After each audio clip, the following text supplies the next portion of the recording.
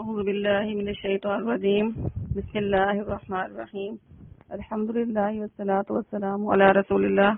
السلام علیکم ورحمۃ اللہ وبرکاتہ. آج ہم اپنے من ہدی القرآن الکریم کے سلسلے کی سیکنڈ لاسٹ سورت کا مطالعہ کریں گے اور وہ سورت الفلق. بسم اللہ الرحمن الرحیم. قل اعوذ برب الفلق من شر ما خلق ومن شر غاسق اذا وقب ومن شر النفاثات في العقد ومن شر حاسد اذا حسد. تو یہ جو صورت ہے یہ سیکنڈ لاسٹ صورت ہے اور اس کے ساتھ اگلی صورت ہے. ان دونوں صورتوں کو ملا کر معوذتین کہا جاتا ہے، یعنی ایسی دو صورتیں جن کے ذریعے سے پناہ طلب کی جائے. اور اگر ان دونوں صورتوں کے ساتھ سورۃ اخلاص کو بھی ملایا جائے تو ان تینوں کا نام ہے معوذات، یعنی ایسی صورتیں جن کے ذریعے سے پناہ طلب کی جاتی ہے. تو ان دو صورتوں میں ہم یہ پڑھیں گے کہ کس کس چیز کے شر سے اللہ تعالیٰ کی پناہ طلب کرنی چاہیے جو اللہ نے خود تعلیم دی ہے. بسم اللہ الرحمن الرحیم. قل اعوذ برب الفلق. تو قل کے ساتھ تعلیم ہے اللہ تعالیٰ کی کہ کہہ دیجئے، یعنی کہ ایک دعا کے انداز میں اس کو سکھایا گیا ہے. اعوذ کا جو شروع میں الف ہے وہ میں کے لیے آتا ہے، میں پناہ میں آتی ہوں. ٹھیک ہے، جو کچھ لوگ ترجمہ کرتے ہیں پناہ مانگتی ہوں، تو مانگنے کے لیے باب استفعال استعمال ہوتا ہے، استعاذہ والا. تو یہاں پر اس کے بغیر ہے تو پناہ میں آنا، یعنی یقینی طور پر. مانگنے میں تو یہ ہوتا ہے کہ شاید طلب ہے ابھی ملے یا نہ ملے، لیکن اس میں کنفرم ہوتا ہے اعوذ میں پناہ میں آتی ہوں. بربی، اور اعوذ کے ساتھ با کا صلہ آتا ہے، پریپوزیشن آتی ہے. کس کی پناہ میں آتی ہوں؟ ربی، رب کے. کس کا رب ہے؟ الفلق. تو فلق کا جو ترجمہ ہم یہاں پر کریں گے صبح کے، تو وہ ایک لمبی لغوی تشریح ہے جو آپ سے اتنی کنسرن نہیں ہے کہ الفلق کا ترجمہ جو ہے وہ صبح کیوں کیا گیا ہے. تو بہرحال اس کو آپ یہ سمجھ لیں کہ چونکہ تاریکی کا پردہ چاک کر کے صبح نکلتی ہے تو فلق کا مطلب پھٹنا اور پھاڑنا بھی مطلب ہوتا ہے اس کا. تو چونکہ تاریکی کا پردہ پھٹ کر صبح طلوع ہوتی ہے تو اس لیے اس کا نام ہی فلق رکھ دیا گیا. قل اعوذ برب الفلق کہہ دو. جب ہم عام طور پر ترجمہ کرتے ہیں جنرلی تو اس میں ہم مذکر کا صیغہ استعمال کرتے ہیں، لیکن جب اس کو ہم اپنے لیے ذات کے لیے خاص کریں گے تو اس میں ہم پھر مؤنث کا صیغہ استعمال کریں گے. تو اس کو ہم جنرل طریقے سے پڑھیں گے. قل اعوذ کہہ دو کہ میں پناہ میں آتا ہوں برب الفلق صبح کے رب کی. من شر ما خلق، من شر شر سے، من سے، شر شر، ما جو، خلق اس نے پیدا کیا. خلق فعل ماضی کا پہلا صیغہ ہے، اس ایک مذکر نے پیدا کیا اور اس کا جو فاعل ہے وہ رب ہے. جس رب کی میں پناہ مانگ رہا ہوں وہ رب اسی کی مخلوق کے شر سے. من شر ما، من سے، شر شر، ما جو، خلق اس نے پیدا کیا. ومن شر غاسق اذا وقب، ومن اور سے، شر شر اور شر سے، غاسق اندھیرے کے، اذا جب کہ، وقبا وہ چھا جائے، اور تاریکی کے شر سے جب کہ وہ چھا جائے. ومن شر النفاثات، ومن اور سے، شر شر، النفاثات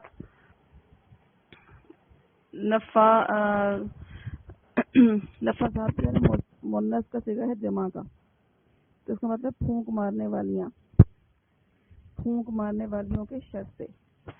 کس میں پھونک مارتی ہیں؟ فی میں، العقد گرہا.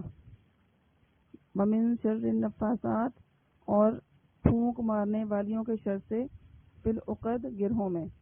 ومن شر حاسد، ومن اور سے، شر شر، حاسد حسد کرنے والا، اذا جب کہ، حسدہ وہ حسد کرے. قل اعوذ برب الفلق کہہ دو کہ میں صبح کے رب کی پناہ میں آتا ہوں، من شر ما خلق، ہر اس چیز کے شر سے جو اس نے پیدا کی، ومن شر غاسق اذا وقب، اور اندھیری رات کے شر سے جب کہ وہ چھا جائے، ومن شر النفاثات فی العقد، اور گرہوں میں پھونک مارنے والیوں کے شر سے، ومن شر حاسد اذا حسد، اور حاسد کے شر سے جب کہ وہ حسد کرنے لگے۔ تو سب سے پہلی چیز جو سیکھنے کی ہے اس صورت میں سے وہ یہ کہ جو پناہ میں آنا ہے، کس ہستی کی پناہ میں آیا جا سکتا ہے، کس ہستی کی پناہ طلب کی جا سکتی ہے، اور پناہ کیوں مانگی جاتی ہے۔ تو پہلی بات تو یہ کہ پناہ انسان اس وقت طلب کرتا ہے یا اختیار کرتا ہے جبکہ اس کو کوئی ایسا خطرہ درپیش ہو کہ جس خطرے سے وہ خود نہ بچ سکتا ہو، اس کے پاس ایسے وسائل نہ ہوں کہ جن وسائل کو بروئے کار لا کر وہ اس خطرے سے بچ سکے، ٹھیک ہے، یعنی خود انسان لاچار ہو اس خطرے کے سامنے۔ اب وہ کس کی پناہ طلب کرے گا، کس کی پناہ میں جائے گا؟ تو وہ اس ہستی کی پناہ میں جائے گا جو دو طرح سے طاقتور ہو۔ ایک تو کہ جو پناہ طلب کرنے والا ہے اس سے بھی طاقتور ہو، جیسے اگر میں پناہ طلب کرنا چاہتی ہوں تو مجھ سے طاقتور ہستی ہونی چاہیے، اپنے سے کمزور سے کوئی شخص پناہ نہیں مانگتا۔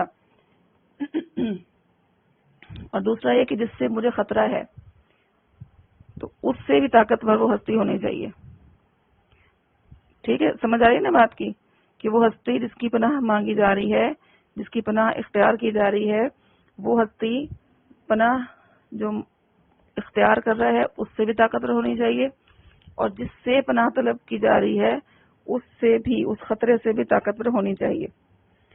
تو جب ہم جائزہ لیتے ہیں تمام طاقتور ہستیوں کا تو ہمیں یہ بات ثابت ہوتی ہے کہ اگر ہم ظاہری اسباب کے لحاظ سے دیکھیں یا باطنی اسباب کے لحاظ سے دیکھیں تو صرف ایک ہی ذات ہے جو سب سے زیادہ طاقتور ہے، سب پر حاوی ہے، قہار ہے، جبار ہے، اور وہ صرف اور صرف اللہ تعالیٰ کی ذات ہے۔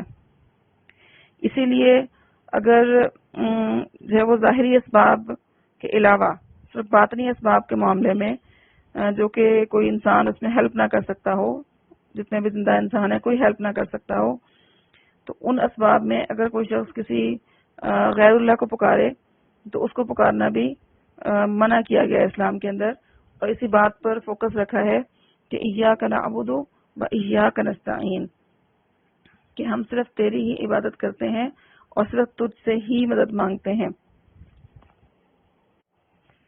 اور مشرکین جو تھے ان کا یہ عقیدہ تھا کہ اگر وہ کسی جنگل سے گزرتے یا کسی بیابان سے گزرتے تو وہ وہاں کے جو جن ہوتے تھے ان کے بادشاہ کی پناہ مانگا کرتے تھے کہ ہمیں اپنی پناہ دیجیے اور ہم یہاں سے گزرتے ہیں بخیر و عافیت۔ تو اسلام نے ہمیں یہ طریقہ سکھایا کہ ہمیں کسی بھی قسم کی پناہ اختیار کرنی ہو تو اس کے لیے صرف اور صرف اللہ تعالیٰ ہی وہ واحد ہستی ہے جو وہ پناہ عطا کر سکتا ہے۔ اسی لیے اللہ تعالیٰ کے نبی صلی اللہ علیہ وآلہ وسلم نے جو ہمیں تعلیم دی ہے ان صورتوں کے حوالے سے، بالخصوص یہ آخری تین صورتیں، سورۃ اخلاص، سورۃ فلق اور سورۃ الناس، ان تینوں صورتوں کو چونکہ معوذات کہا جاتا ہے اور ان کے ذریعے سے پناہ طلب کی جاتی ہے اللہ کی خالص توحید کے ذریعے سے اور باقاعدہ ان پناہ کے کلمات کے ذریعے سے، تو نبی اکرم صلی اللہ علیہ وآلہ وسلم نے تلقین فرمائی ہے اس کو کہ یہ تینوں صورتیں صبح فجر کے بعد بھی 3 مرتبہ پڑھی جائیں اور مغرب کے ساتھ بھی 3 مرتبہ پڑھی جائیں، 3 مرتبہ، اور جب بستر پر کوئی شخص جائے سونے کے لیے رات کو تو تب بھی اس کو 3 مرتبہ پڑھے اور اپنے دونوں ہتھیلیوں پر پھونک مار کے جسم پہ پھیر لے۔ اور اس کے علاوہ جو باقی نمازیں ہیں ظہر کی اور عصر کی تو اور عشاء کی بھی، تو ان تینوں نمازوں کے بعد اس کو ایک بار پڑھے، ان تینوں صورتوں کو۔ اور اگر آپ یہ اس بات کو سمجھیں کہ اللہ تعالیٰ نے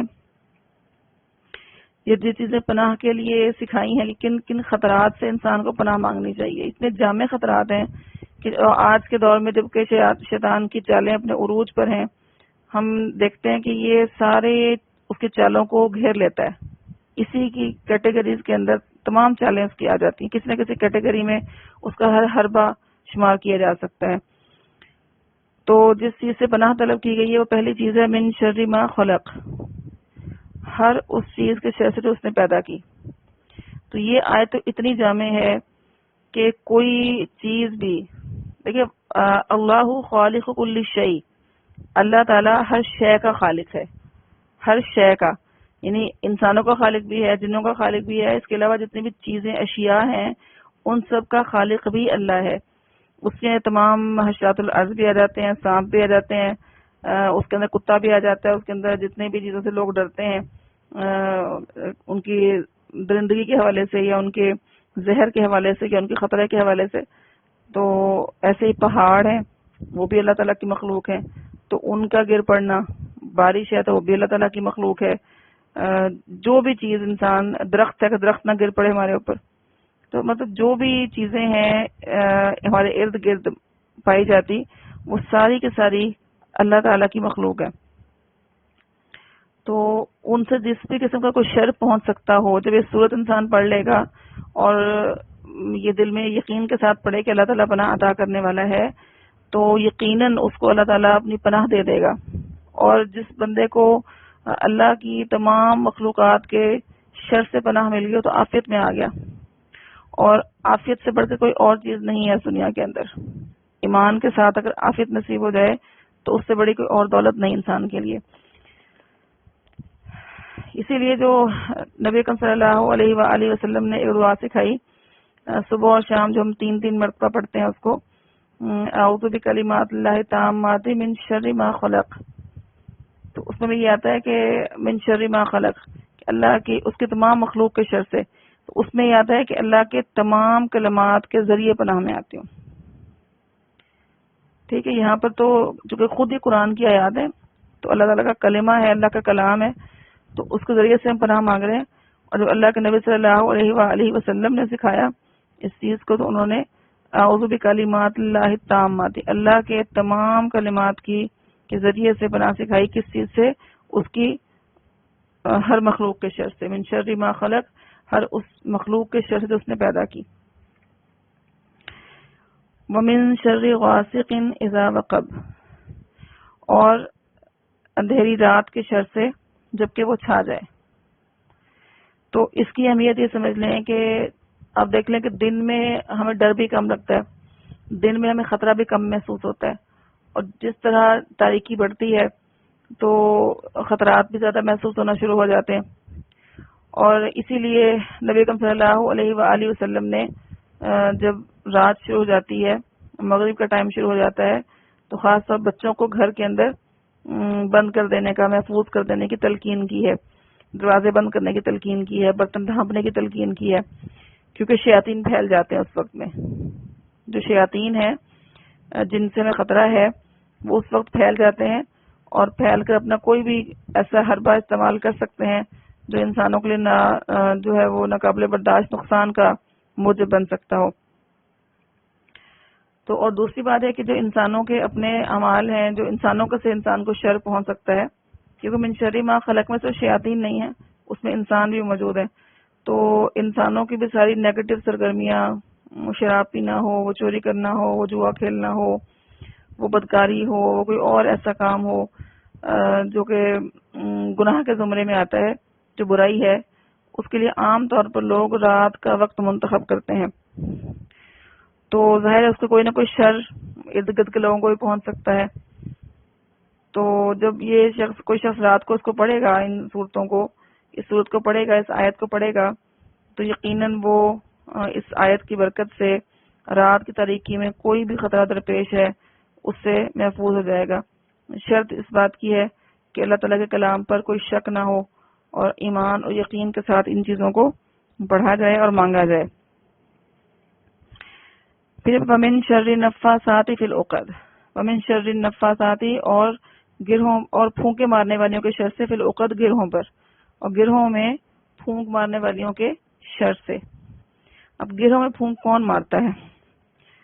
تو گرہوں پر پھونک مارنے کا جو معاملہ ہے یہ جادو سے تعلق رکھتا ہے. تو جادوگر جو لوگ ہوتے ہیں ان کا وتیرہ یہ ہوتا ہے کہ وہ کوئی بال حاصل کر لیتے ہیں لوگوں کے جس پر جادو کرنا ہوتا ہے، اس بال پر گرہیں لگاتے ہیں یا کچھ دھاگوں پر گرہیں لگاتے ہیں، اور کچھ پھونک کے وہ گرہیں، خالی گرہیں نہیں لگاتے بلکہ اپنے کوئی منتر جو پڑھنے والے ان کے ہوتے ہیں وہ منتر وغیرہ پڑھ کے اور ان گرہوں پر، اس دھاگے پر یا اس بال پر پھونک مار کے اس پر گرہیں لگاتے ہیں. اور اس میں زیادہ تر چونکہ نفاسات کا ذکر آیا تو گویا کہ یہ عورتیں ہیں جو زیادہ اس میں انوالو ہوتی ہیں.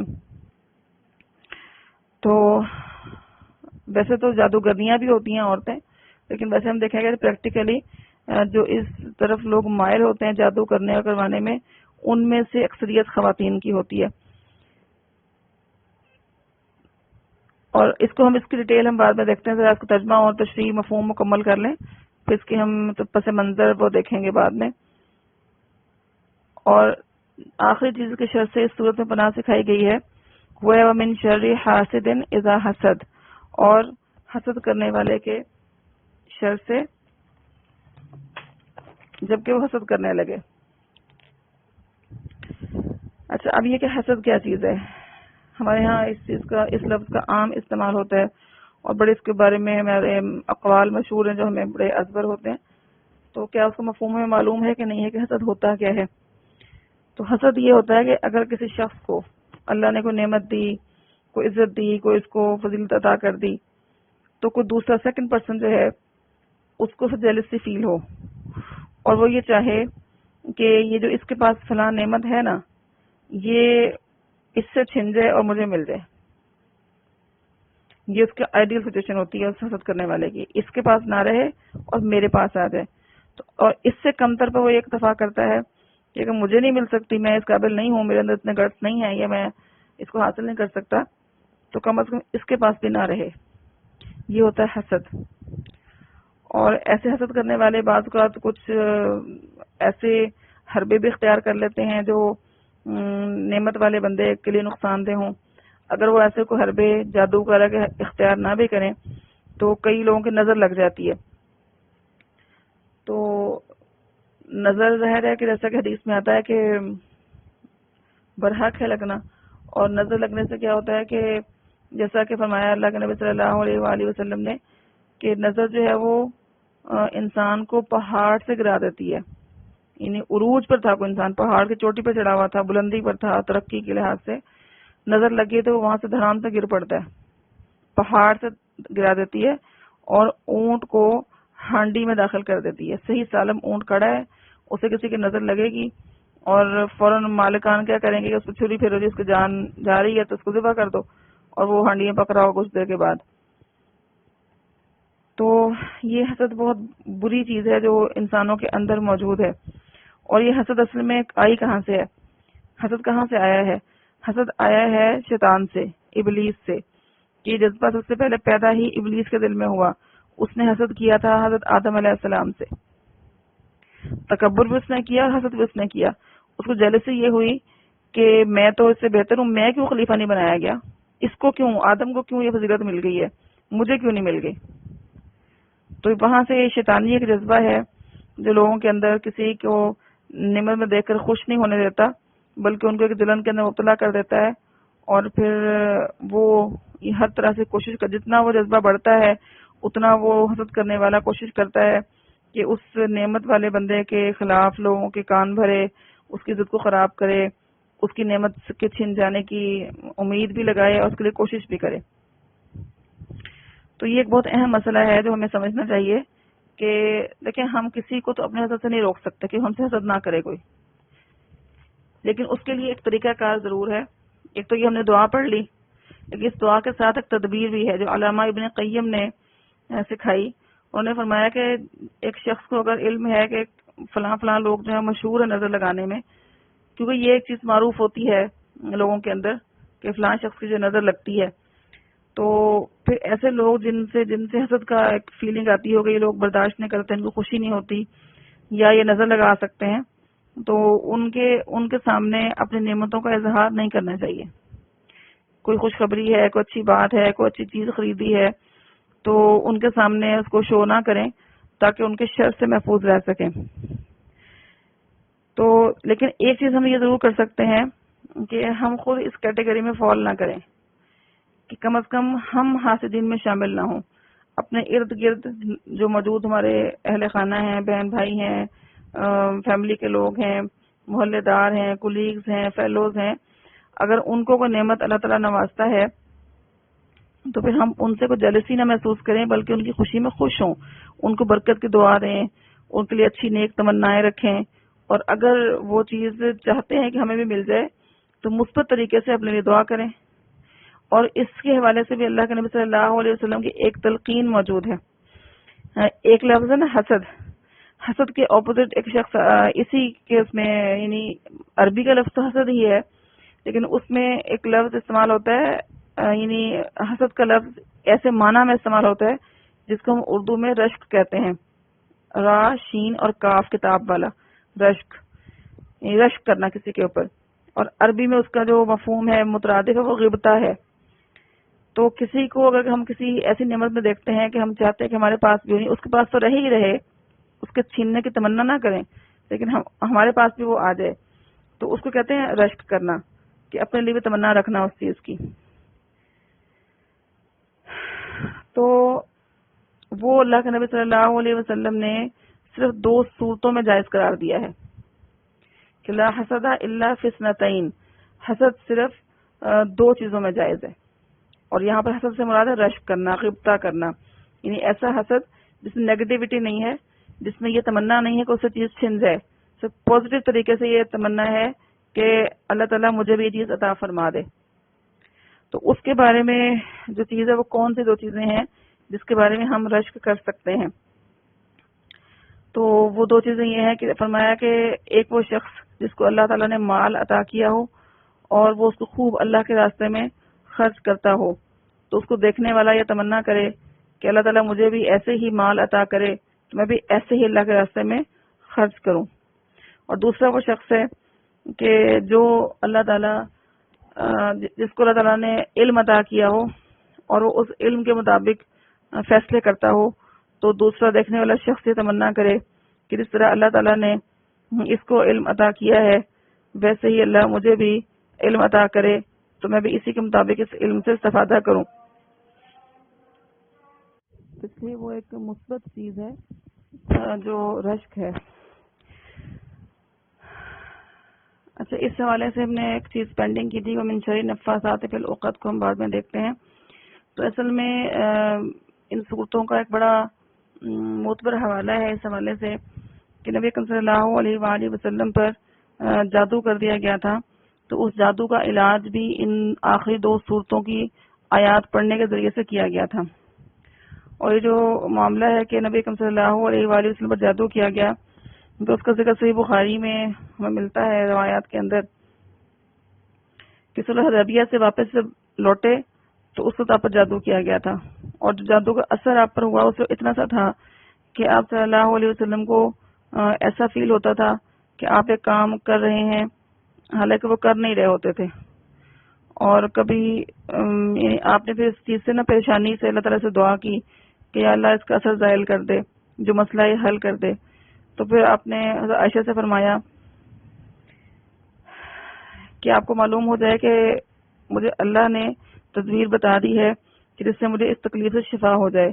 ہوا یہ کہ خواب میں 2 آدمی میرے پاس آئے، ایک میرے سرہانے بیٹھ گیا اور دوسرا پائنتی کی طرف۔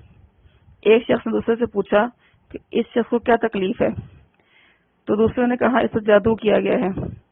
پہلے نے پوچھا کس نے جادو کیا ہے، دوسرے نے جواب دیا لبید بن عاصم، یہودی تھا شخص، اس نے کیا ہے۔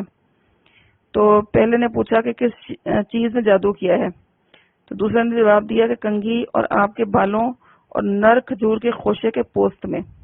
تو پہلے نے پوچھا کہ یہ کہاں رکھا ہے، تو دوسرے نے جواب دیا کہ زروان کے کنویں میں۔ تو پھر بعض روایات میں آتا ہے کہ نبی اکرم صلی اللہ علیہ وسلم چند صحابہ کے ساتھ اس کنویں پر گئے تھے اور آپ نے وہ جادو کی جو چیزیں تھیں کنویں سے نکلوائیں، اور اس کنویں کا جو پانی تھا وہ جادو کے اثر سے مہندی رنگ کی طرح، جیسے مہندی کا رنگ ہوتا ہے سرخ پتے نہیں جو مہندی کا ہم گھولتے ہیں تو اس کے اندر سے سرخ رنگ نکلتا ہے، اس طرح کا ہو گیا ہوا تھا اس کے جادو کی شدت کی وجہ سے. تو اس کی جو لبید بن عاصم تھا، اس کی 2 بیٹیاں تھیں جو جادوگر تھیں اور خود بھی جادوگر تھا، ماہر جادوگر تھا. تو ان لڑکیوں نے ہی نبی کریم صلی اللہ علیہ وآلہ وسلم کے جو کنگھی مبارک تھی ان سے آپ کی جو بال ایک آدھ کو رہ جاتا تھا اس کے اندر، وہ حاصل کر لیا تھا اور حاصل کر کے تو اس میں جادو کر دیا تھا. اور جادو کی صورتحال جو چیزیں برآمد ہوئی تو ایسی تھیں کہ جو ایک کنگھی تھی اور بالوں کی ایک لٹ ٹائپ ہوتی ہے نا، کچھ چیزیں بال اکٹھے کیے ہوئے ہوتے ہیں، اس کے اندر 11 گرہیں لگائی ہوئی تھیں اور ایک موم کا پتلا بنایا ہوا تھا جس میں سوئیاں چبھائی ہوئی تھیں. تو جبریل علیہ السلام نے آ کر آپ کو سکھایا کہ آپ یہ دونوں صورتیں معوذتین جو ہیں یہ پڑھیں، اور چونکہ ان دونوں صورتوں کے کل 11 آیات ہیں اور 11 ہی وہ گرہیں تھیں اور 11 ہی سوئیاں چبھائی ہوئی تھیں، تو ایک آیت آپ پڑھتے تھے اور اس کے ساتھ ایک گرہ کھولتے اور ایک سوئی نکالتے پتلے سے. تو جب تک سارا وہ گرہیں کھل گئیں اور ساری جو سوئیاں نکل گئیں تو اس وقت تک جو ہے وہ یہ صورتوں کی آیات بھی ختم ہو گئیں. تو آپ صلی اللہ علیہ وسلم اس طرح جادو کے اثر سے آزاد ہو گئے جیسے کہ بندہ ہوا شخص کھل جاتا ہے. تو پھر نبی اکرم صلی اللہ علیہ وسلم نے لبید بن عاصم کو بلایا، اس سے پوچھا، تفتیش کی تو اس نے جرم کا اعتراف کر لیا، مان گیا کہ میں نے ہی کیا ہے ایسا. تو لیکن آپ صلی اللہ علیہ وسلم نے چھوڑ دیا، اس کو معاف کر دیا کیونکہ یہ آپ کا ذاتی معاملہ تھا اور نبی اکرم صلی اللہ علیہ وسلم کی سنت مبارکہ رہی ہے کہ آپ نے کبھی اپنے ذاتی معاملے میں انتقام نہیں لیا، دین کے معاملے میں کسی کو چھوڑا نہیں ہے اور ذات کے معاملے میں کسی سے مواخذہ نہیں کیا. تو اس حوالے سے ایک بڑا لمبا ٹاپک ہے کہ جادو کا اثر کہ نبی پر ہوا تھا کہ نہیں ہوا تھا، کچھ اعتراضات لوگ کرتے ہیں.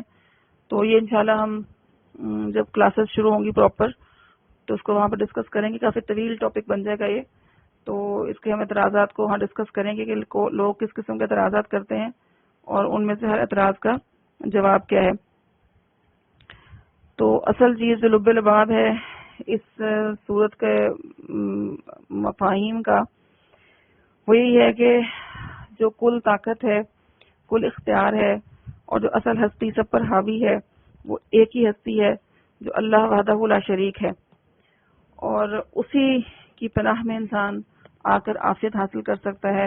اور جتنے بھی شرور ہیں ہمارے ارد گرد ان میں سے تمام مخلوقات کا شر تو ہے ہی، اور تاریکی بھی اللہ نے ہی پیدا کی ہے، وہ بھی اللہ کی مخلوق ہے، لیکن اس کو پھر الگ سے مینشن کیا، یعنی جنرلائز کیا پہلے من شر ما خلق کو، اور پھر اس کے بعد اگلی آیات میں انہی مخلوقات کے کچھ شر کو فوکس کیا گیا ہے، یعنی کہ نمایاں کر دیا گیا تاکہ لوگ اس سے پھر اویئر بھی ہو جائیں. یعنی اللہ کی پناہ طلب کرنے کے ساتھ تھوڑا سا ان کے ذہن بھی اس طرف جائے کہ واقعی جو خطرات ہیں اور خدشات ہیں جو خاص طور پر جو شیطانی طاقتیں ہیں ان کی طرف سے ظہور پذیر ہوتے ہیں وہ رات کی تاریکی میں زیادہ کارگر ہوتے ہیں. تو تدابیر بھی انسان اختیار کرے، اور تدابیر اللہ کے نبی صلی اللہ علیہ وسلم نے سکھائی ہیں، ذکر کی میں نے پہلے اس سے، تو ان کو بھی فالو کرنا چاہیے. اور باقی رہا یہ معاملہ کہ جادوگروں کے شر سے بچنے کا، کہ وہ ایسی عورتوں کے شر سے جو پھونکے مارتی ہیں گروہوں کے اندر، تو نبی اکرم صلی اللہ علیہ وسلم نے اسی لیے جب یہ سارا معاملہ پیش آیا جادو والا، اس کے بعد سے اپنی امت کو تلقین کی. اس سے پہلے یہ تلقین نہیں تھی کہ آپ پابندی کریں، یعنی اتنی تکرار ہے ان صورتوں کو پڑھنے کی، تینوں آخری صورتوں کی جس کو تینوں قل ہم کہتے ہیں، اتنی تکرار ہے کہ دن میں 3 مرتبہ تو ہو گیا نا، صبح مغرب فجر مغرب اور عشاء کے، یعنی سوتے وقت، ٹھیک ہے، 9 مرتبہ یہ ہو گئی تینوں، اور پھر ہر نماز کے ساتھ بھی یعنی کہ یہ پھر 3 بار یہ ہو گئی، یعنی 12 مرتبہ جب تکرار کریں گے ان صورتوں کی، ہر صورت 12 بار پڑھی جائے گی تو اللہ تعالیٰ کی پناہ انسان کو نصیب ہوگی. تو اور انشاءاللہ کسی بھی شخص پر کچھ جادو اثر نہیں کر سکے گا کیونکہ اس میں پہلے سے ہی پناہ طلب کر لی گئی ہے، پناہ میں آ گیا ہے انسان. اور اگر کوئی شخص کسی پر جادو پہلے سے ہو گیا اور پھر اس کو معلوم ہوا کہ جادو ہو گیا، پہلے وہ اس کی پابندی نہیں کر رہا تھا پڑھنے کی، تو پھر ظاہر اس کو اس کے لیے الگ طریقے اختیار کرنے پڑیں گے، علاج کرنا پڑے گا. جیسا کہ نبی اکرم صلی اللہ علیہ وسلم پر جب جادو ہوا تو آپ نے باقاعدہ اس کو نکلوایا اور اس کو پھر توڑ کیا، اس کو نکالا وہاں سے. صرف خالی صورتیں نہیں پڑی، پھر آپ نے پھر اس کو پھر علاج کرنا پڑے گا. تو اللہ کرے کہ ہمیں اللہ تعالیٰ توفیق دے ان صورتوں کو پابندی سے پڑھنے کی. اللہ ہم سب کو اپنی پناہ عطا فرمائے. سبحانک اللہم و بحمدک، اشہد ان لا الہ الا انت، استغفرک و اتوب الیک. السلام علیکم ورحمۃ اللہ وبرکاتہ.